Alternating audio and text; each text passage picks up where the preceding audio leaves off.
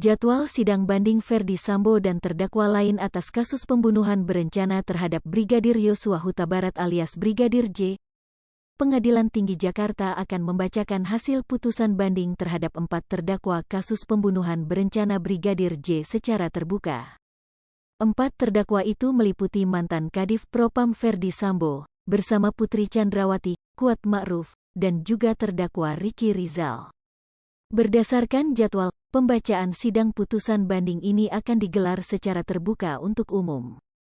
Sidang tersebut diagendakan berlangsung di ruang sidang pada Gedung Pengadilan Tinggi Jakarta pada Rabu, tanggal 12 April tahun 2023. Demikian dikatakan oleh pejabat Humas Pengadilan Tinggi DKI Jakarta Binsar Papahan dikutip dari Kompas.com, belum lama ini. Berdasarkan lampiran data perkara banding tersebut, akan ada 5 hakim utama yang ditunjuk untuk menangani sidang perkara banding para terdakwa itu. 5 hakim ini ialah Singgih Budi Prakoso, Ewit Sutriadi, Mulyanto, Abdul Fatah, dan Tony Pribadi. Hakim Singgih Budi Prakoso nantinya akan bertindak sebagai ketua majelis dalam sidang perkara banding kasus Ferdy Sambo.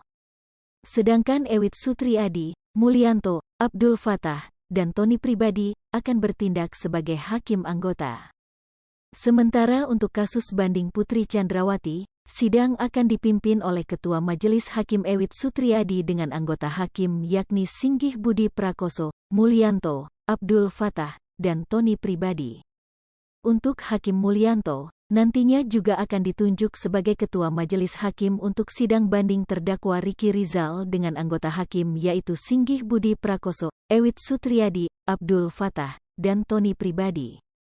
Pada sidang kasus banding Kuat Ma'ruf, diagendakan akan dipimpin oleh Ketua Majelis Hakim Abdul Fatah dengan anggota hakim yakni Singgih Budi Prakoso, Ewit Sutriadi, Mulyanto, dan Tony Pribadi.